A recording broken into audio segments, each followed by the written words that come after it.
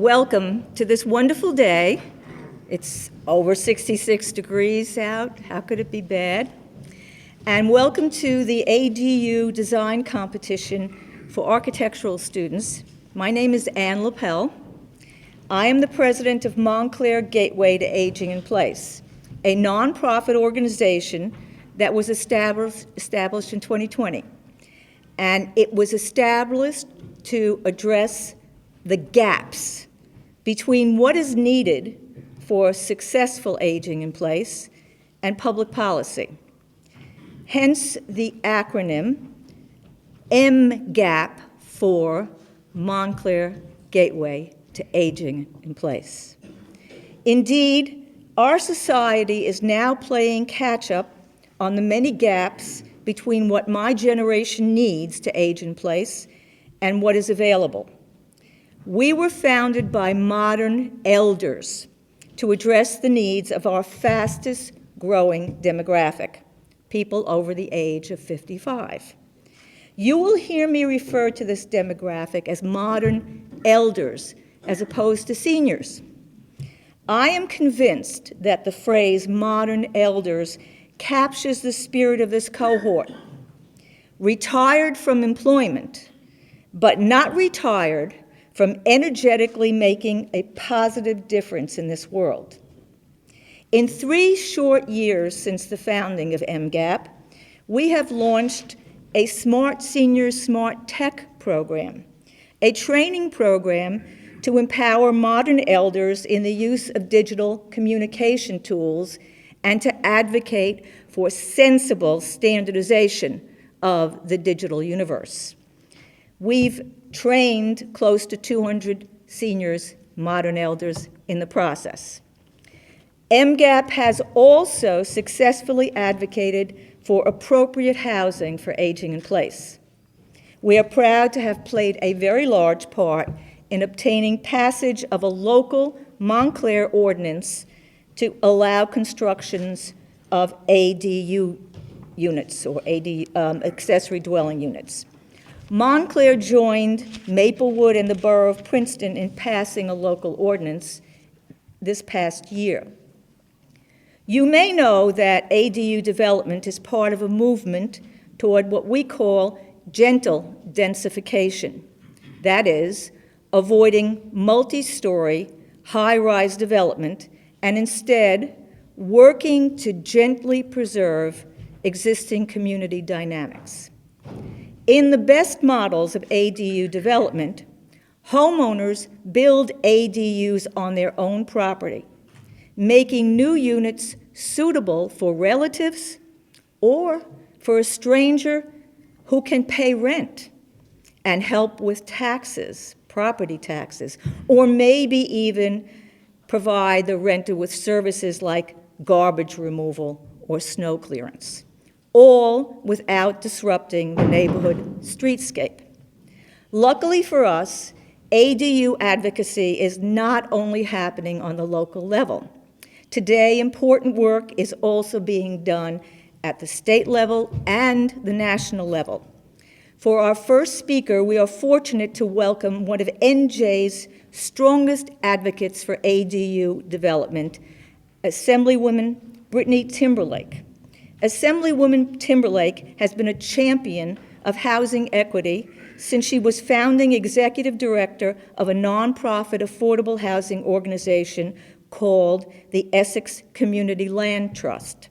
And her quest for more and better housing for the citizens of New Jersey continues. Please welcome Assemblywoman Timberlake.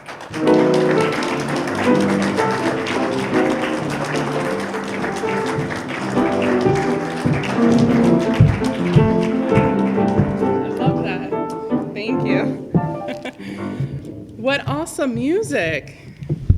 I'm tall, so I always pick up the microphone if you don't mind. Is that okay, Carol? Thank you. How's everyone? It's so good to be here with all of you. And it is so good to talk about aging in place. And I know that even a few years ago, quite a few moons, maybe about 10 years ago,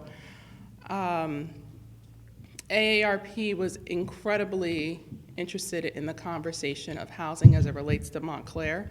So I appreciate Montclair Gateway to talk about how we can age in place here. ADU legislation, and these models are absolutely gorgeous. I'd love to, maybe we can get them set up down in Trenton. Legislators walk through the hallways and they can see the different displays. What I like the most about ADU legislation is, for me, it symbolizes a Trojan horse for affordable housing. And why do you need a Trojan horse for affordable housing? Because you have people who have been coined not in my backyard people, NIMBY.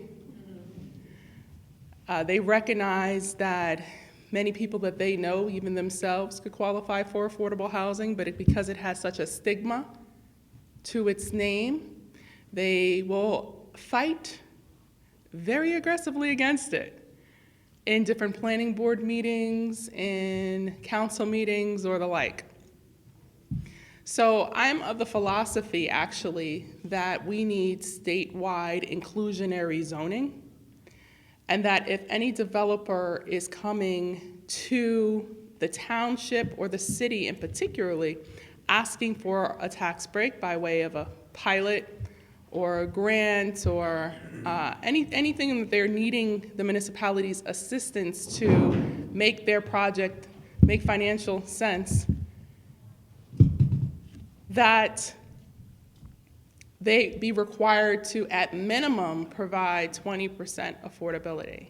We know that here at Montclair that is already, regardless of whether or not they have a tax incentive or not, that it just has to be so. When I talk about statewide inclusionary zoning, it's kind of like saying the F word in church in Trenton. No one wants to hear that. And, but we're gonna continue to fight for that very hard, as well as a statewide rent control. It's needed. It's needed not just for people who are aging in place, but how many have children who can't get off of their couches, right? Because they come home from college and cannot live in the very community in which they were cradled in. So we have a massive issue here in New Jersey, and that is a housing shortage. And even as I have been referred to as a housing expert, the number one question that I often get stumped with is when someone comes up to me in need and they say, where can I get an affordable house or an apartment? The simplest question, after knowing all that we know about housing, I struggle to answer. And that is simply because the demand is greater than the supply. So we need ADUs. ADUs also make sense as we're here in New Jersey and property taxes are astronomical. I'm a military child. My father served in the 82nd Airborne Army as a Sergeant First Class. He jumped out of perfectly good airplanes into war. And that meant that I got to travel all around the world and have been to about 8 or 9 different school systems. New Jersey is very unique because we have so many municipalities, and practically every municipality has its own school system, and therefore our property taxes are so high. I'd like to see more shared services to reduce property taxes, to create affordability, maybe even consolidation of some of these municipalities, but again, that's like saying the F word in church. So accessory dwelling units can help offset the cost, the high cost of living. Many of us live in nice-sized homes, but as we age, as we retire, our income becomes a bit limited. And this offers an opportunity to build on that property, and it also offers an opportunity even for those with young families such as myself to provide a home for my parents who are aging in place, right? It's so multifaceted. I have introduced a bill. I have got to mention the great Harold Simon, who is my dear friend, my dear mentor. He is the board president and my fellow co-founder of the Essex Community Land Trust. He was hoping to pop in today, but I don't think he's going to be able to make it. Harold has taken up the ADU issue like a dog with a bone. He really truly believes that this is something that will be able to usher in the next generation of affordability. I agree with him.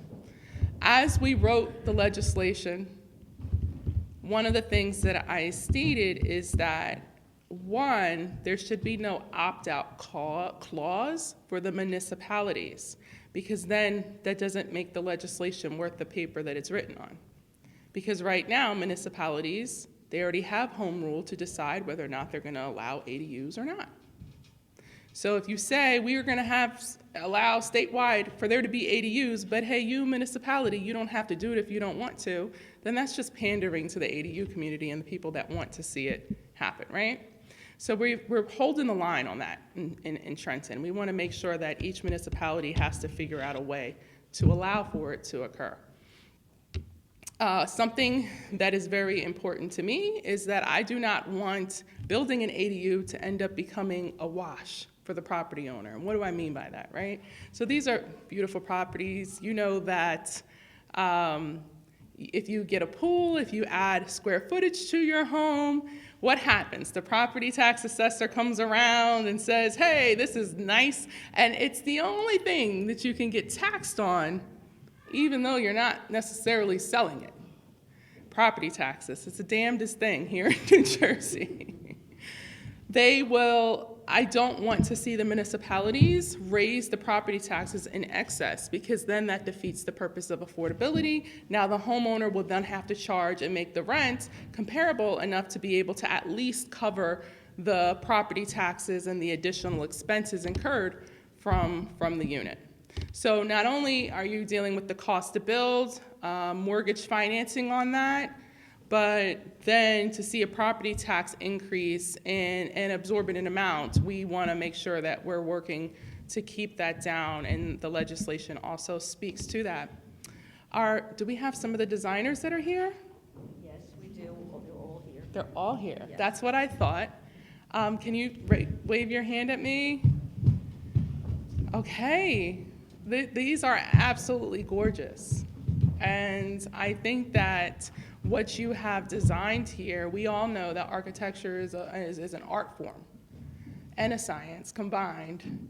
And I think that as people can visualize what it means to have an ADU, that perhaps will also remove some of the stigma, and it will make the fight in Trenton a little bit easier.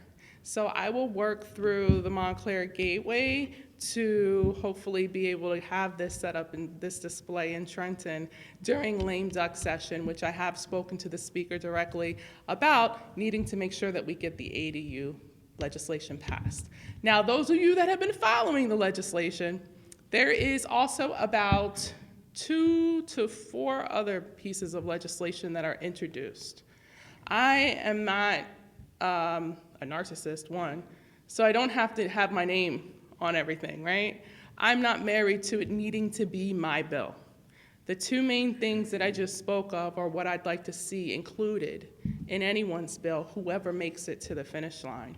I have been very clear about that down in Trenton, that I just want to see the best policy put in place so that New Jerseyans will be able to build, as well as people will be able to age in place and have the option to stay in their very community and hopefully in the backyards of your children.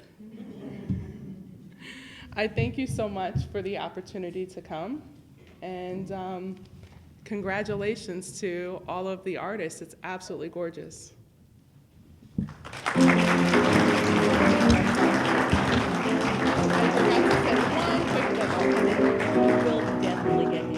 Please, that would be great. Also, Naima Fauntleroy, who's here, she is the 5th Ward Councilwoman in the city that we live in called East Orange. We live right down the street from one another. It's a historical area that we live in, and our area has a lot of backyard. She's also trying to get the city of East Orange to do ADUs. I wanted to introduce her. Forgive me. Forgive me for running out. I have 3 under 5 in there and my 17-year-old. And I'm surprised they've been quiet this long. Thank you.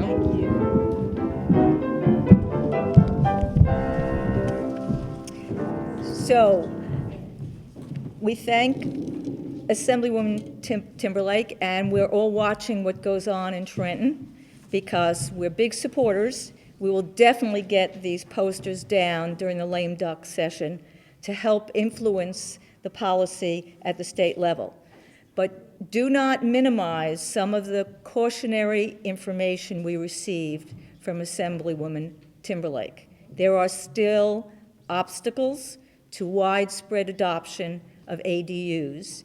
It's an excellent option, but we need to really find out about the financial implications. And I really thank you for being thoughtful enough to bring that to our attention. So, as indicated earlier, the Housing for Modern Elders is all over our current media. You can't see a publication without seeing something about senior living, the real estate section of the New York Times today. They haven't learned about modern elder terminology, but their hearts are in the right place. Why? I mentioned that the demographics of our society are changing. And people who were born, they're called baby boomers, between 1946 and 1967 or something, are retiring at the rate of 10,000 a day. That is going to change the culture and the demographics of our towns. And our towns have a legacy of putting children's issues at the top of their budgetary focus. We're looking for public policy that will actually acknowledge the change in demographics, not to eliminate the money for children, but to find creative ways to equalize the balance sheet so that community spending, healthcare attention, and housing all address the community that I call modern elders. I'd like to introduce now Susan Mack of Outreach and Engagement with the AARP New Jersey State Office.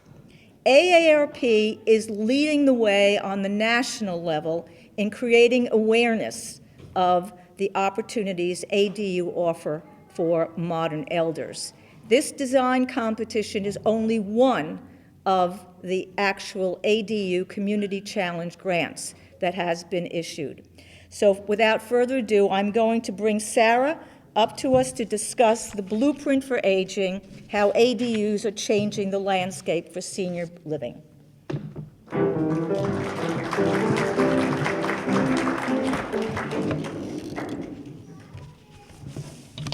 Okay, good afternoon. It is such a pleasure to be here representing AARP at this fantastic event. So first I want to extend a big congratulations to all of the winners of the design competition. You guys are fantastic.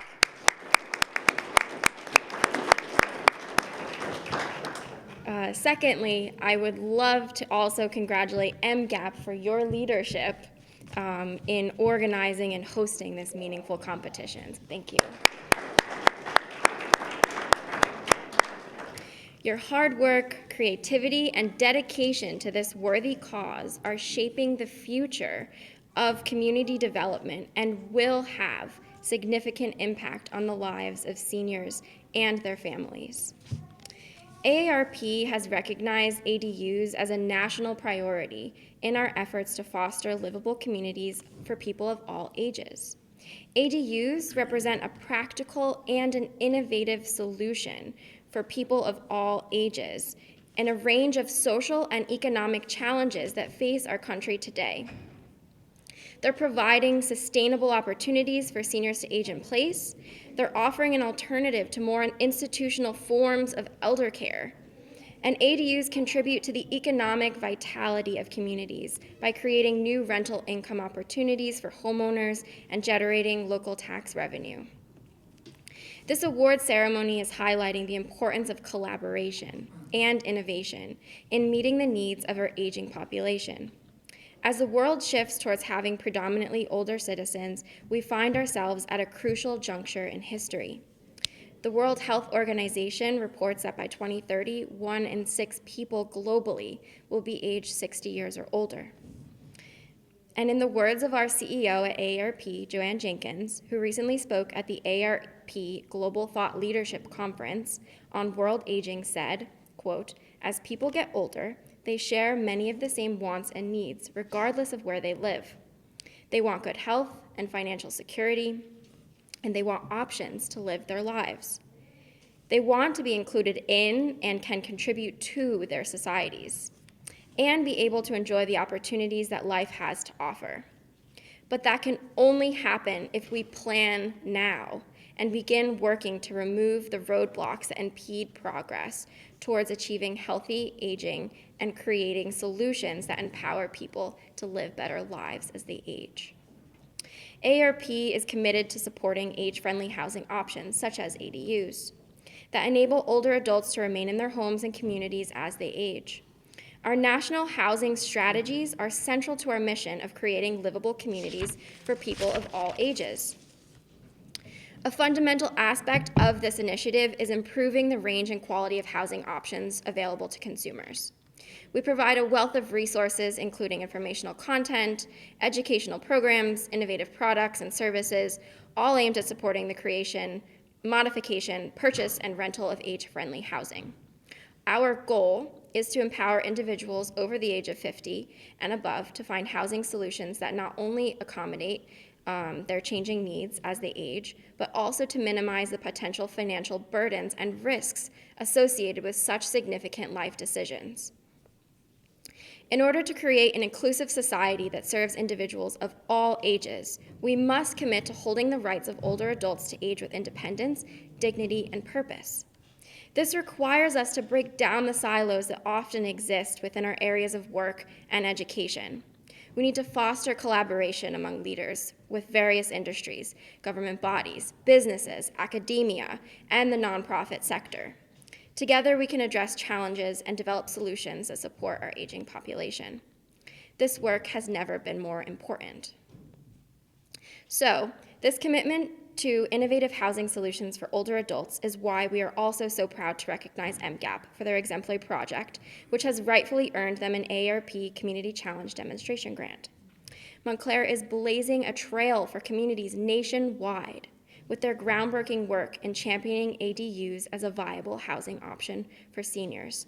The project's response to a recent local and potential statewide legislation, coupled with the integration of universal design principles to address the needs of older adults and people with disabilities, is truly commendable.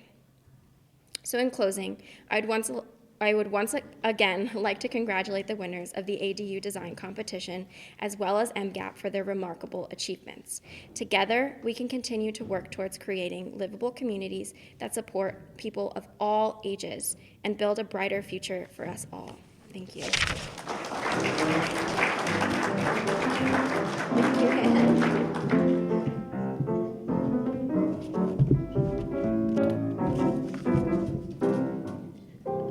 It would be remiss for me to say that we only had one sponsor.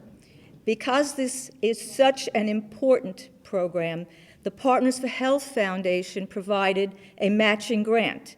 And it was with these two combined budgets that we were able to mount this very special project. One budget alone would not have been able to do the job that actually was done. What does it take to mount a competition? First, of course, funding, to incentivize the contestants. They don't want to do all this work for nothing. To cover the administrative and public relations costs, and to give credibility to the process. We're grateful for the support we've got and for the extra attention we will get at the State House for this effort.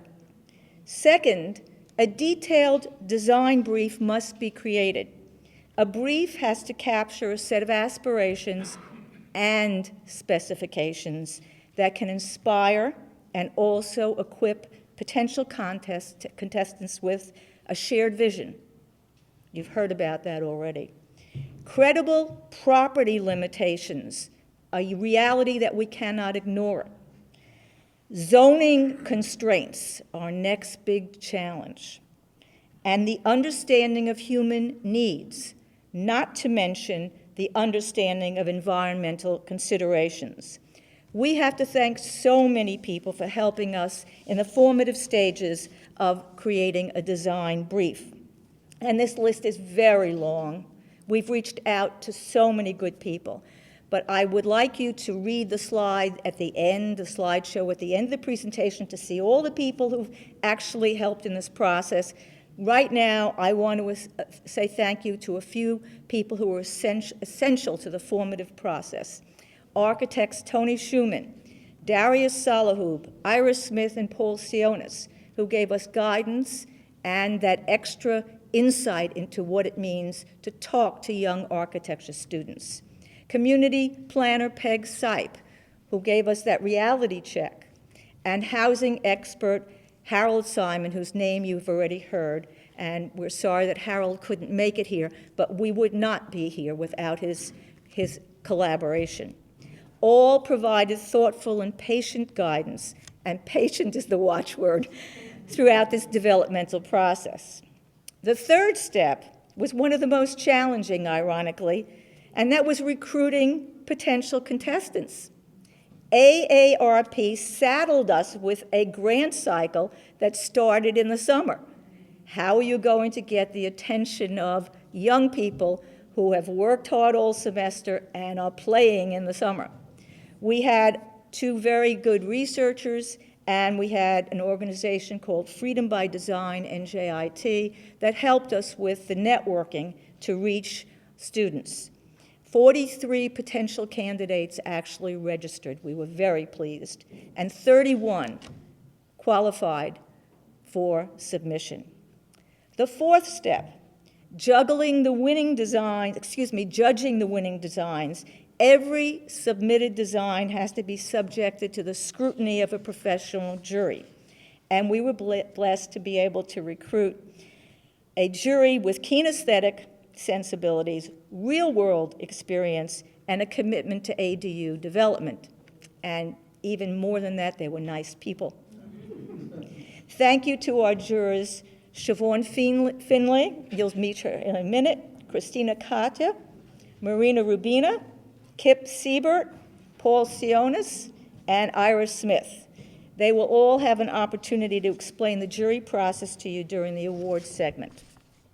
Last step, and not minimal, back-end processes have to be developed for candidate registration, for storing digital assets, for de-identifying submissions to assure fair and unbiased juror deliberation, and for scoring data.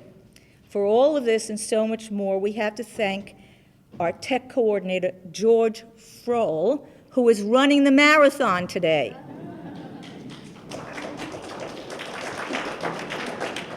I can assure you that the discipline needed for running the marathon is equal to the discipline needed for doing the back-end technical coordination for a design competition.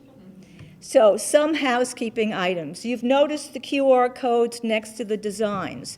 We have an online community survey. We want to get your input. If you're unfamiliar with QR codes, some of the MGAP people in the room can assist. If you miss the survey today, or if you know somebody who you think really would get a kick out of this, these boards will be on display in the Montclair Public Library from November 6th to the 11th, and the community survey will be available there, and we'll also bring them down to Trenton.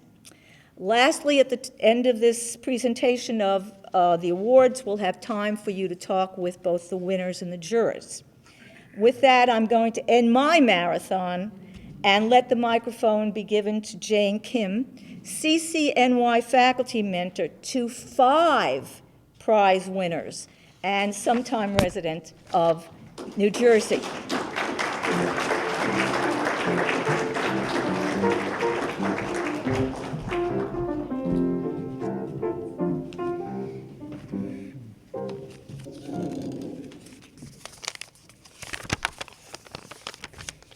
Hi, So my name's Jane Kim. I am faculty at City College in New York, and I'm so proud of my students who are here today to receive an award. We entered the competition as part of our advanced design studio at school, and started the design at the end of August.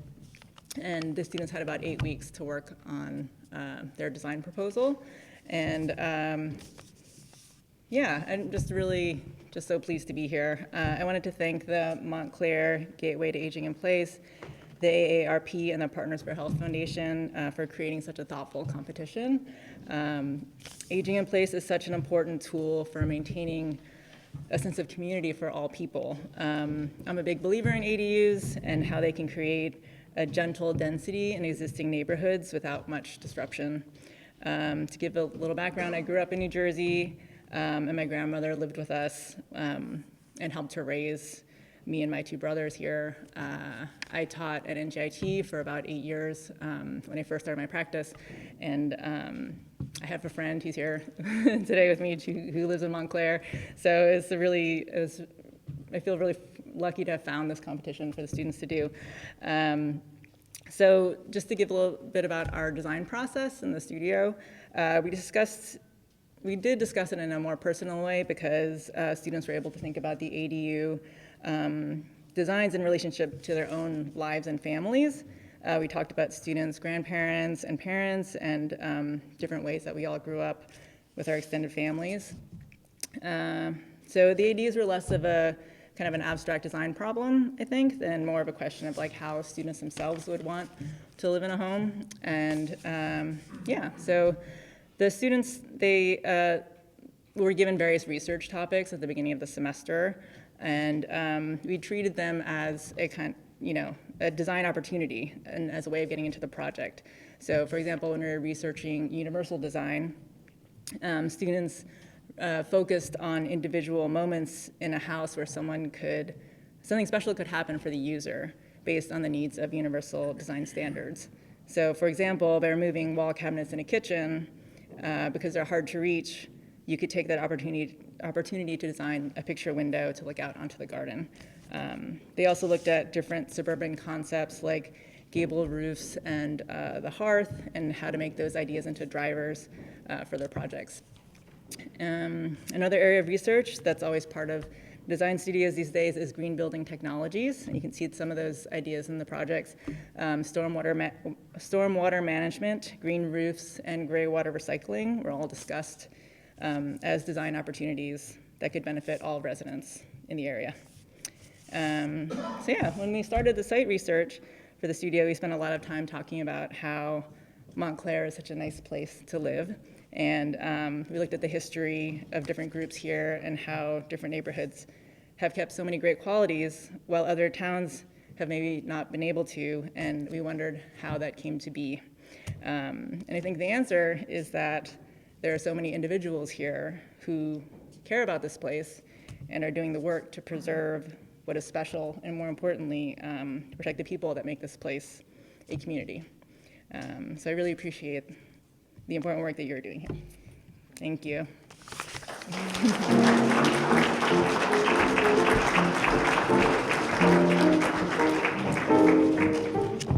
And now, the most important part of our event today, what you've been waiting for, and that is to confer the prizes on our winners. Just as a methodology, I will introduce the jurors and the community representatives who will come up with the prize winners. We'll hear first from the jurors, who will tell us a little bit of the insight that they got from looking at the designs, and then the representative from the community will present the award to the prize winner. If the prize winner wishes, they're welcome to say a few words. Okay.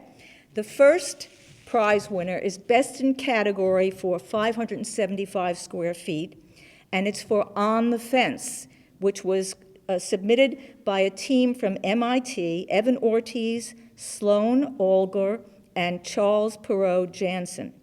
Jurors Siobhan Finlay and MGAP board member Frank Millspaw will present the award. Unfortunately, it was a little too far for the awardees to come from Cambridge. So we will have to do this in absentia. First, I'd like to just tell you that Siobhan is a product of the Montclair school system, herself a winner of the 2021 AARP-sponsored Houston, Texas ADU competition, and currently an architectural designer at Deborah Burke Partners. And Frank Millspaugh is an MGAP Vice President for Development and an active housing advocate. Over his career, he's enriched public radio, public television, and been a champion for social justice, and he's now looking for housing justice. And he is working at enriching MGAP. Siobhan and Frank, please come up and present the award in absentia to the 575 square feet.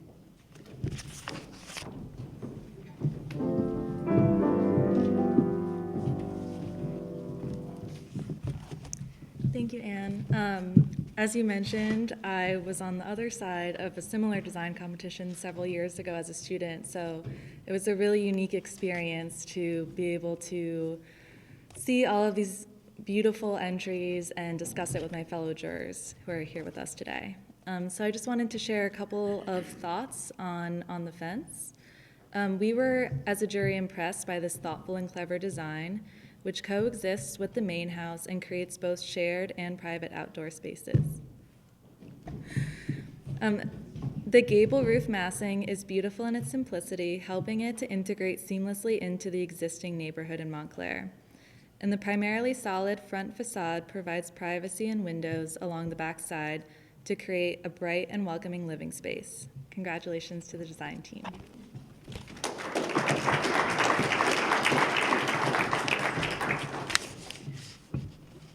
And I have the honor of holding the check, which I will continue to hold since the MIT people aren't here today. And I can understand it's a long schlep from MIT. I did want to say a couple of things about their design, and especially how they describe the design. They characterize fences not so much as barriers as the threads that stitch together separate residential properties in a patchwork quilt that constitutes and provides the warmth of the community. It's like Robert Frost in Mending Wall's conclusion, good fences make good neighbors. And I'm very pleased to have been involved in this, and thank you all for coming.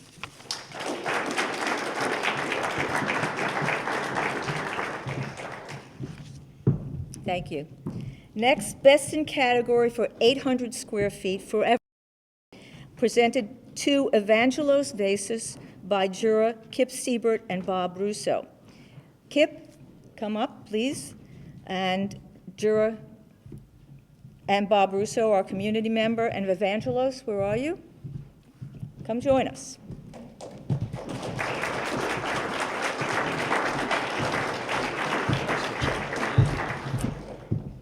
Kip is the founder of the Heritage Home Design Corporation. He's well known here in Essex County and beyond.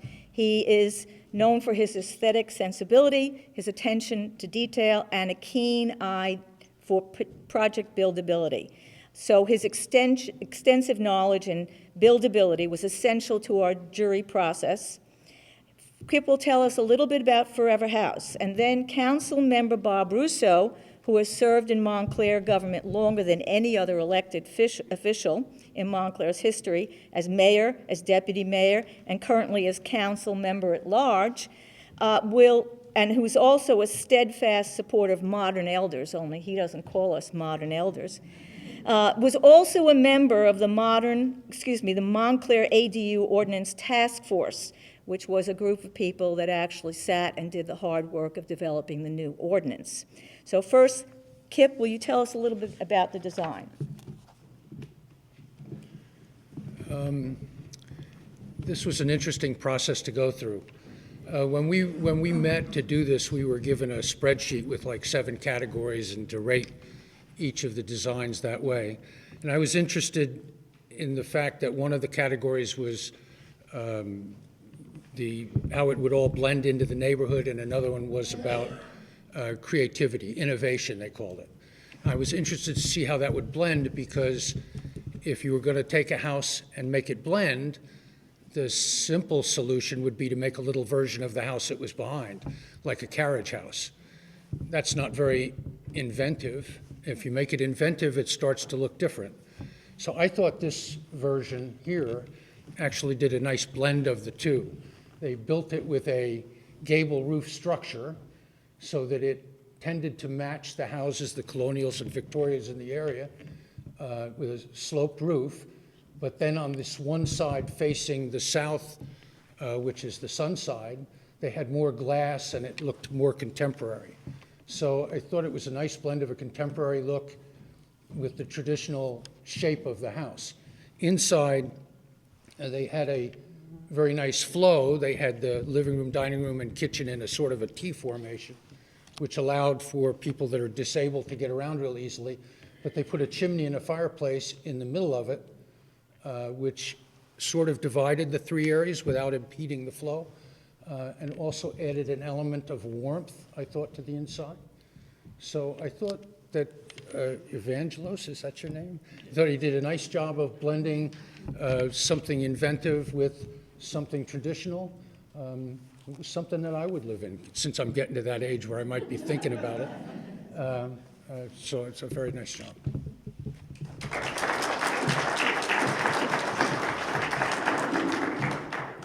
I guess I am a modern elder. That's a new term I have not heard and used, but I'm going to use it from now on. Now, just last week I was 76, so my wife took me to Ruth's Chris Steakhouse. I had an operation, as Ann and many of you know, a couple of months ago. They took out the sigmoid colon, they took out the appendix. I almost died in the hospital. The nurses were great at Barnabas. So I really came face to face with my mortality, because I stayed 5 days in the hospital. I'm recovered completely now, though there's still some pain. A lot of staples, not stitches, they use.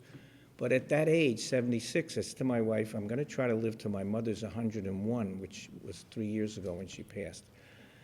She would have loved to have had something like this. She had a house in Nutley. She had to sell it, moved to my condo in Montclair, and lived there 25 years very happily in the Bel Air house, which has a pool, a lot of great people who are modern elders.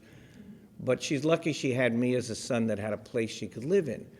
But now I'm getting to the point, I live where Ann lives and where Sue Craig lives and Luella Dudley. We all live in the Rockcliffe, which is great. But I would like to have had a little house like this. It looks just great to me. I think it's a wonderful design that you came up with. So I'm here to present the check, but I just wanted to say that I, at 76, feel better than ever. I know I don't look 76, right? But I'm feeling better than ever now that I had the operation, which took out something that was impeding my ability to eat. So the other night I had a very large meal, and I've had meals ever since this operation. And my doctor, who was the head of colorectal surgery, she said, you're going to be able to go on another 20 years. So I just warned the town council members that think I'm leaving. I'm not going to run for mayor, I told them. I said, but I don't think I'm quite ready to retire completely from fighting for seniors, because that is my priority. Young people in the schools, of course, and seniors. And Ann has taught me the intergenerational connection is so important, that when we finally do get a senior center, we're going to name it after our good friend who just passed. And, Jimmy Easton was really an advocate who always told me what I was doing wrong, and he was right about what I was doing wrong. But I served as mayor. I've served 24 years, 6 terms. My wife doesn't want me to run again, but a lot of people have asked me to continue to serve. So we'll see what happens. It's 6 months away. But I feel as a senior, really a senior at 76, my father died at 75 of stomach cancer, so I have that always on my mind. But as a person of 76 years now, serving longer than anyone else, I really feel there's still more to fight for, especially a senior center, and maybe you can come and help us design that, Evangelos. So here's the check for our awardee, who's really done a great job, I think we all agree. Come on up and say a few words. Thank you. Well, hello everyone. I wasn't prepared for a speech, so I'm just gonna say thank you, and I'm really glad that I had the opportunity to work in this competition. I mean, when you live in New York City, sometimes you don't think about all this, especially at our age, you don't think about property taxes, you don't think about 23, right? 20, 25, it's okay. So, when you start looking at the competition and looking at all the challenges that we face as we're getting older, it's really, a good opportunity and something that can actually help, not just, build something for nobody, but you can actually build and help, really help with that. Thank you so much. Thank you so much. I left out one message. Lori Price Abrams, who really worked hard on this, Councilwoman Lori Price Abrams is away at a wedding in Florida. I know Ann knows that, but Lori said to me to please give you all her regrets and regards. And I want to mention also Peter Iacobellis, who had been here for 3 years and worked on this, left us, of course, as you know, but he also had a large role in this. And I want to mention Carolyn Lack and Shirley Colbert, who worked for many, many years pushing me when I was mayor 20 years ago to do this. So it's taken us 20 years from that time, 2001, 2002, but Shirley and Carolyn were very instrumental in helping me understand, and now it's Ann Lepel is my guru. Thank you.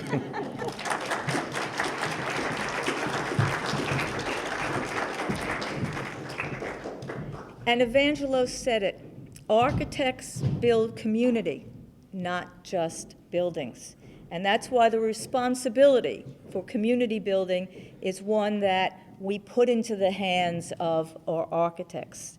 So we are now looking at best in category for 1,050 feet, House of Openings. Presented to Louis Apostle, juror Ira Smith, please come up, and Gloria Asoka from Partners for Health, and we will give the award. Ira is the co-founder and principal of Smith Marin Architecture and Interiors, LLC. He's an adjunct professor, a public speaker, and a published writer who uses his problem-solving skills to inform and bring consensus. We needed those in the jury room. He has a special interest in historic preservation and adaptive reuse. He is currently using his considerable skills on the Montclair-Lackawanna redevelopment project. Hats off to you, Ira. It is precisely for his ability to see beyond the obvious that Ira Smith is a juror who will tell us about Forever House. Then Dr. Gloria Asoka, PhD in RN, currently vice chair of the Partners for Health Board, as well as the co-chair of the Grants Committee, will confer the Best in Category Award to Louis. Come on up.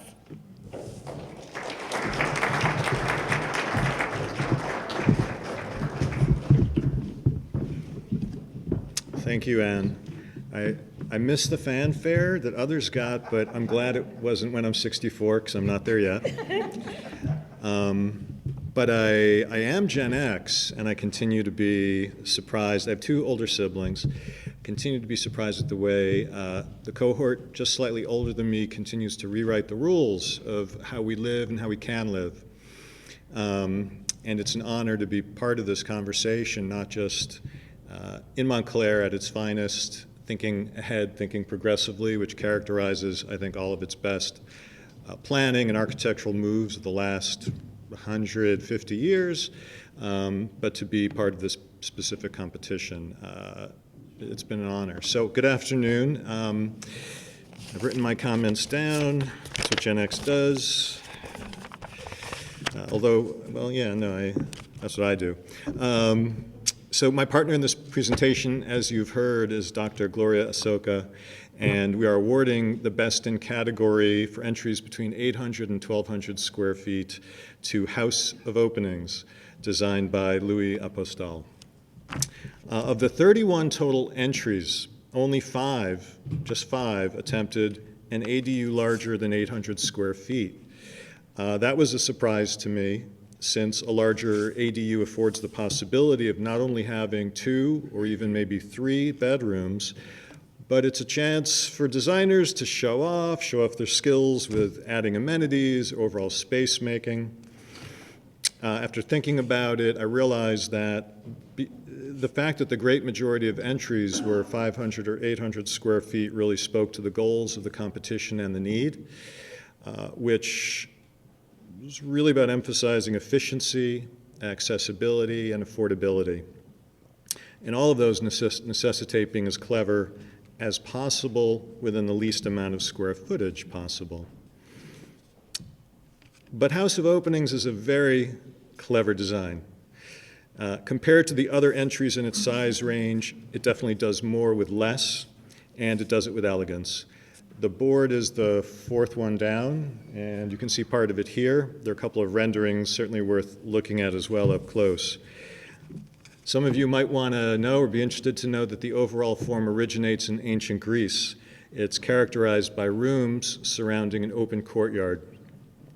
This arrangement maximizes light transmission from outside to in and inside to out.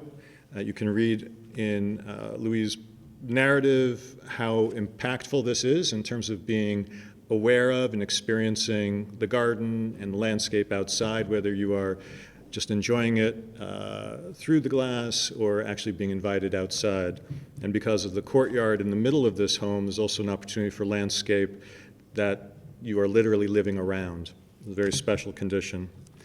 But this arrangement also facilitates natural airflow for cooling the house and clean air exchange, very important subjects today, especially post-pandemic. And depending on window placement, this kind of arrangement with rooms around an open court provides a very high degree of control in determining the amount of privacy the spaces around that courtyard experience. So this gives this kind of design a lot of flexibility in terms of how it may or may not face a neighbor or homes near, the immediate primary home that's on the lot. House of Openings incorporates other strategies for green and humane living. With all its roofs pitched toward this central courtyard, 100% of the stormwater that falls on the dwelling collects there. It's held below ground. It's filtered, and then it's repurposed as gray water for reuse in the bathroom. It could also be used for laundry. It could also be used for running a dishwasher. One of the things that set apart Louise' proposal was that she didn't just name the fact that she would have stormwater management or that there'd be gray water. She described how each of these things would work and be used. And that kind of rigor deserves recognition. It's also a big deal in town. Some of you, if you haven't caught up, you need to know that stormwater now has to be managed entirely on site. This has to do with being a good neighbor, not having runoff end up on your neighbor's property. But one of the special things about Louise' design is that she's not only figured out how to keep the water on site, but very aggressively collecting it in the very middle of her home and then reusing this new resource. In terms of gentle densification, the project is low-key. It presents really, I think, more as a small pavilion than a second house on the lot. Kip talked about that challenge of the obvious solution is to just do a mini version of the house or kind of a close echo of a primary home.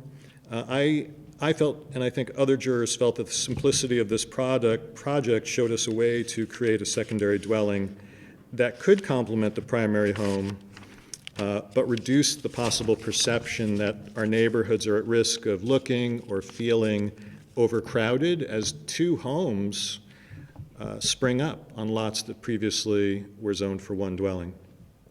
Last, and this is no small feat either, all of this was done through the creation of, I would say, form and space that's modular. It's very deceptive. It derives from this very simple, repeated, single-pitched roof that's used on all four sides. This means that the framing and construction for a building like this can proceed easily, faster, and cost less than dwellings with multiple pitched roofs or gables. And this kind of structural rigor also means the design could easily have been made more compact. So it could have been quite competitive with the 575 and 800 square foot units. But even at a more compact form, I think it would have retained all of its essential qualities and benefits. You can tell I really like this project.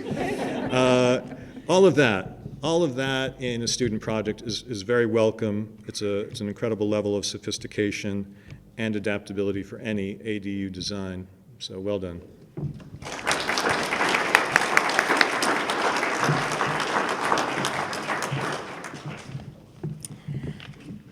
I really wasn't going to say anything, but I'll say a bit because I did look at Louis' poster.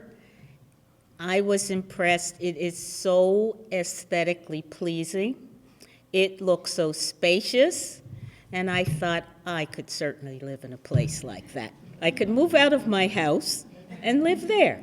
But it is just so beautifully beautiful. Honestly, it will be in my memory.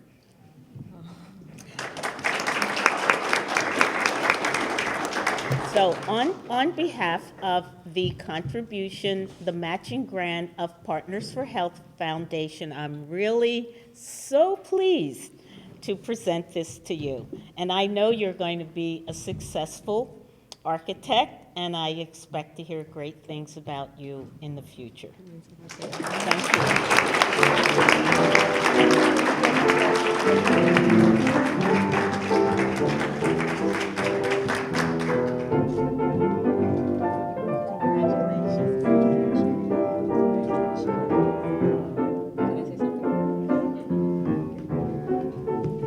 I didn't present any speech, but I just want to quickly say how truly humbled and honored I am to receive this award. I will not only use this in my, sorry. Once again, I just want to say thank you. I will not only use this to advance my knowledge, but also to help the community and society at large. Thank you.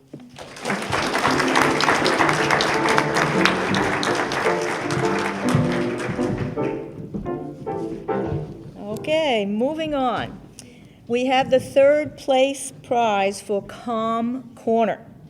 This is Endrit Sopa's submission, and juror Paul Sionis and Joe Reardon will actually make the presentation. We have a special pairing of juror and community presenter for this third place award. Paul Sionis, licensed architect, licensed landscaped architect, and a licensed planner, has actually been engaged to design an ADU for Joe and Doreen Reardon. We know that they could not find a more qualified architect for this project. Paul believes that architecture taps into a passion for the workings of the community at whole. We're talking about community, not merely for the physical framework. After Paul tells us a little bit about the Calm Corner, Joe and Doreen, if she's here, will give the prize. But you should know that the model for this brief was actually their property. They generously allowed us to have the survey, and so all of these ADUs will fit on your property if the zoning works out.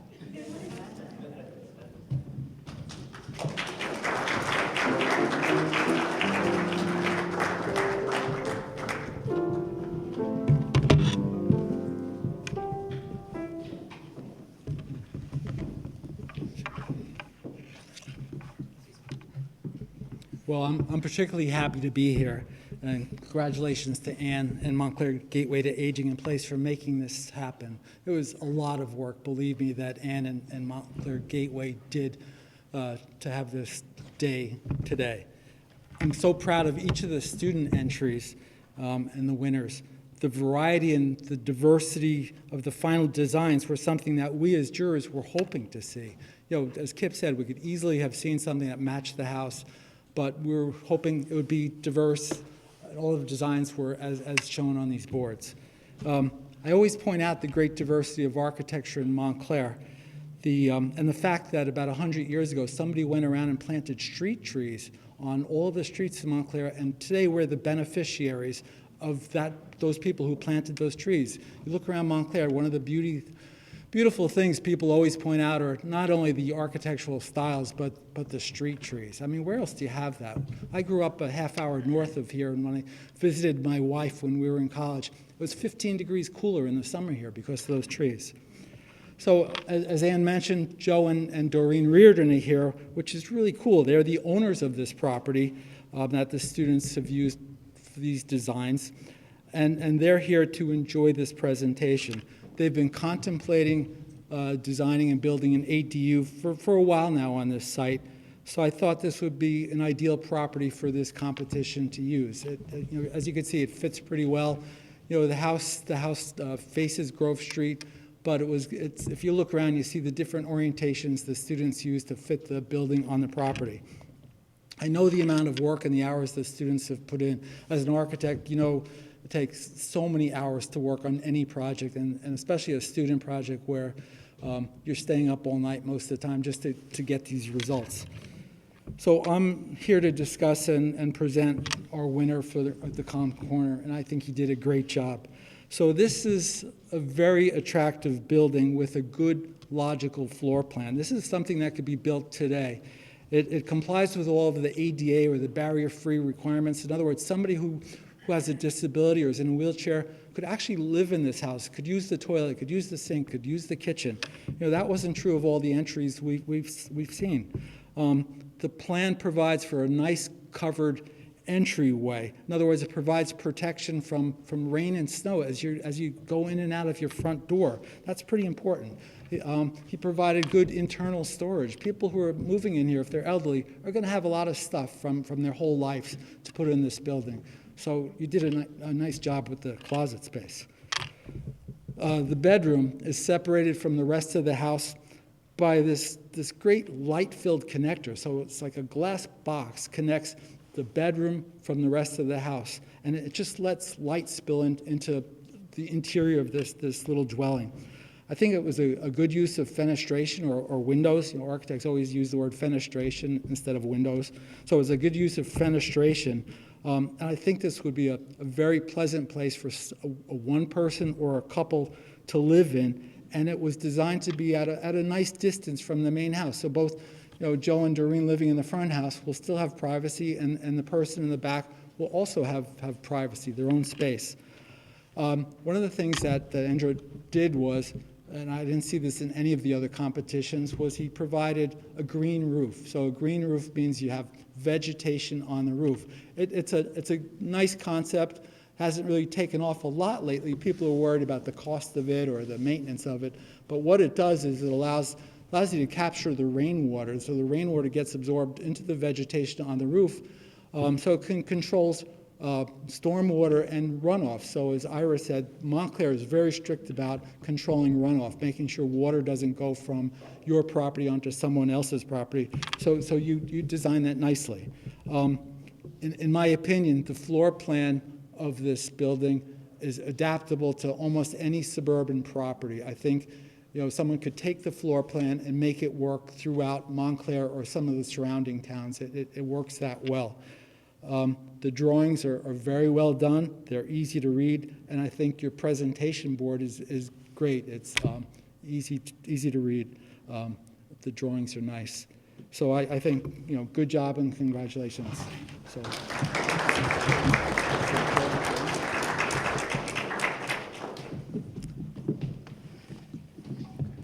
And I just want to say thank you to all the participants and to Paul for bringing this to our attention, to Ann and everyone who put it together, because this is a real life scenario. My mother-in-law, would you like to raise your hand, Jane? She's here today, and she could live in any of these designs, and we greatly appreciate that because we want to keep our elders close to us. This point in our lives and in their lives, it's very important for us. So we appreciate all the work, and congratulations, Andre. Thank you. Thank you so much.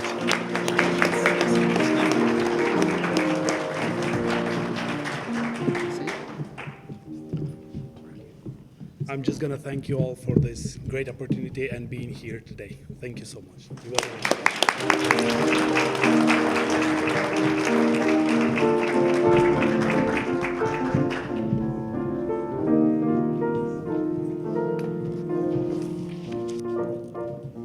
You don't think it's going to get any better, but it is. All right, we're moving on to the second place prize, the Sway House, presented to Miriam Perel by juror Marina Rubina and Sarah Mack from AARP. Maria Rubina is an architect and has garnered statewide attention for her pioneering work in designing and building ADUs, especially in the borough of Princeton. Marina's deep understanding of zoning ordinances and her philosophy that cookie-cutter solutions do not respond to unique communities and sites. This philosophy yields exuberant and distinctive architecture. Her passion for fun was influential in the jury selection of the Sway House for second prize. Marina will tell us a little bit about Sway House, and then Sarah Mack will give the prize. Please come up for the Sway House.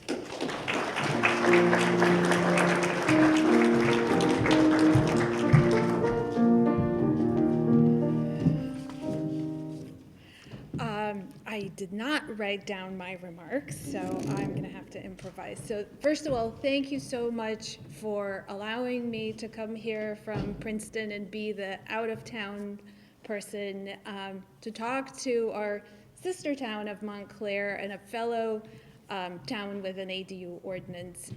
We in Princeton had an ADU ordinance for the last maybe 3 years, and we have done many, many ADUs. And what I think was really important about this project, and thank you, Miriam, for doing this, I found the best way out of all the projects is how to locate the ADU on the property to really truly create a sense of privacy for people to live together. Because as we work on ADUs, they're not a shed.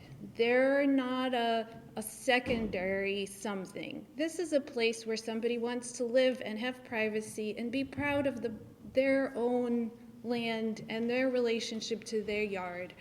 And I think what Miriam did so artfully, and it touches on what all the jurors said, is how do you relate the main house and the accessory dwelling unit to each other? But also what this did is it became part of the landscape. This was what was so unique about this house. If you see how the front house, it's a little bit light on the screen, is in the front, and it has its own private yard, and it looks out in the back on something that could be a berm or landscape. But then if you notice, the accessory dwelling unit creates its own backyard, right? And it's organized around a tree, and it fits as if it's part of the landscape. And then the second part I would like to talk about is the fact that we are in the middle of a housing crisis. As Assemblywoman Timberlake said, it is a huge crisis. And having been to Trenton to testify about solving the housing crisis and also about accessory dwelling units and how they could help us. And I'm so, so glad these boards are going to Trenton to be there to help us make that point. But when we're in the middle of a crisis, we often forget that these things have to be fun. They have to be desirable. They have to be exciting. Otherwise, nobody's going to do it. So I am so grateful for Miriam for coming up with something that is part of the landscape. It's beautiful, and it's fun. Thank you.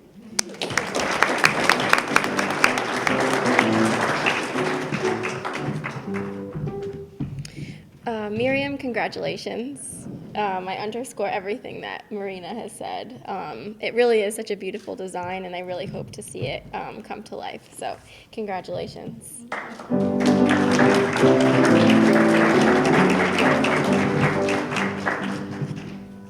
I would like to thank everyone running this competition, the town of Montclair, for having such a beautiful setting for it, for maintaining your town and wanting to stay here, and for really creating an opportunity for students to explore our own sort of design aesthetics and to work with a real project and, yeah, have fun with it, I guess. I also just want to thank my professor and my classmates for the encouragement and the guidance along the way. And yeah, thank you.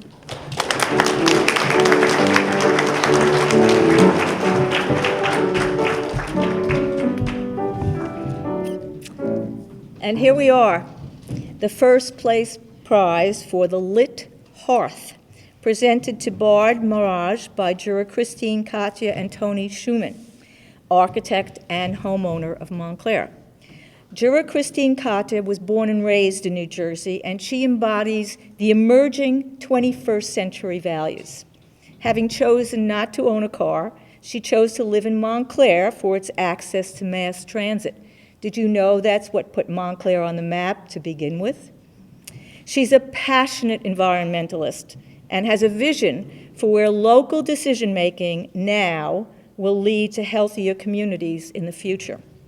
Currently a Special Projects Associate at the Regional Planning Association, Christina's special interest in buildability, accessibility, as well as sustainability added valuable insight into our jury process. She has shown us how applying good public policy principles at the design stage will yield better livability for the entire community. Christina will explain the elements that make the lit hearth the juror's choice for the first place, and then Tony Schumann, our Montclair homeowner and advocate for ADUs for 20 years. He started the conversation when Bob mentioned it was started, and Professor Emeritus at the New Jersey School of Architecture, Hilliard College of Architecture and Design at NJIT, will help us understand the historical import of this moment. Please come up.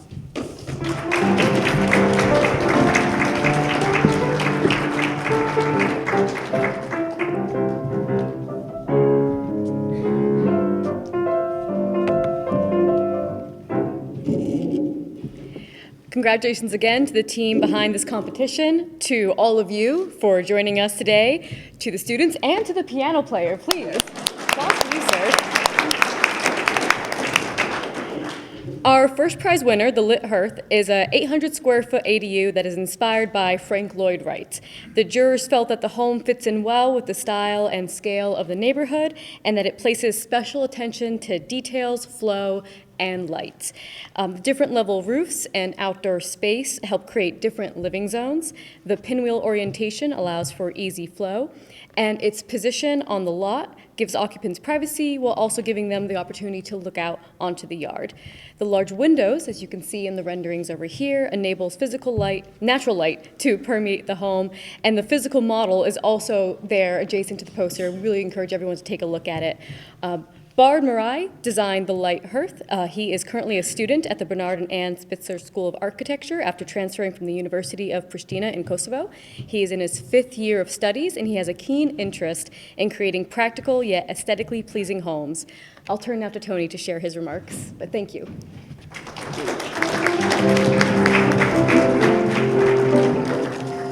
I appreciate that Christina began by acknowledging our piano player.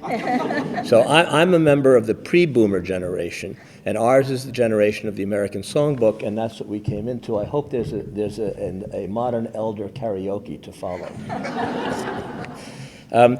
This competition represents an important milestone in the history of ADU in Montclair. As Bob Russo suggested, it was on the council in 2001.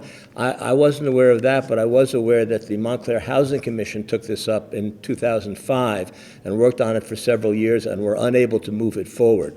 So the huge accomplishment of the advocacy for this, particularly coming from Montclair Gateway to Aging in Place, I think is responsible for the success now. And of course, seeing is believing. So having these models, I think, will go a long way toward allaying fears that people may have. Oh, it's going to be too big. It's not going to look right. I wanted to ask, would all of you who worked on this project in one way or another raise your hands? Because I know a lot of people were part of this. It's a good number, and I think it's also important to acknowledge the leadership provided by Anne Lapel.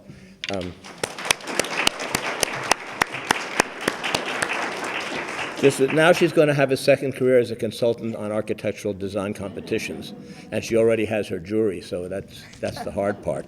I wanted to say, in terms of aging in place, I'm aging in place as I stand before you today, so that's why I have a few notes here. I wasn't on the jury, but I like this project that they selected very much. I just want to tell you 2 reasons why. First, I think the interior layout is very cleverly considered in the way that the spaces flow into each other. They're both divided, but not divided by walls, but centered around the hearth. And when I asked Bart where that came from, he acknowledged one of the precedents was Frank Lloyd Wright's Usonian house. If you're not familiar with that, you've heard of Frank Lloyd Wright. The Usonian house is his kind of efficient, meant to be slightly more affordable dwelling. And the essence of that, well, it's a very efficient house with lots of built-in furniture, but it also uses the hearth, lit hearth. It uses the hearth as the dividing point between the living area and the eating area. It may also interest you to know that that same concept is behind the Levitt House, the Levitt Townhouse on Long Island, which was very much based on that concept of Frank Lloyd Wright's. The second thing is that if you have a moment to read, it's small, it's in white, the text that you've written for this is a very clear and succinct statement of what you set out to do. And of course, all students and all architects have some text that explains what their intentions are, but it's not always evident in the finished project what the intentions were or how they followed through. This is a case where the intentions are delivered. So I congratulate you on that. I think it's a very, very fine project, and it's my pleasure to present you with the check.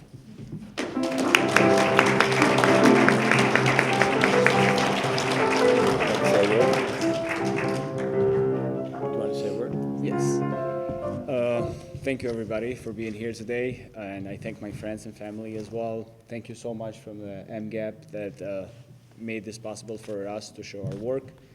And I'm very, very honored and pleased to have participated in this program. And my only wish is that hopefully this house will become someone's home one day. Thank you.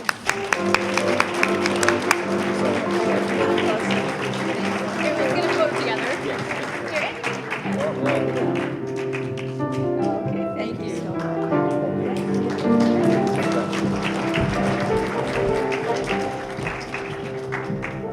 Well, if you haven't had refreshments yet, we've got the champagne of water and chocolate houses. That's about all we could afford this time. And we would like you very much to input your assessment of the designs through the online community survey.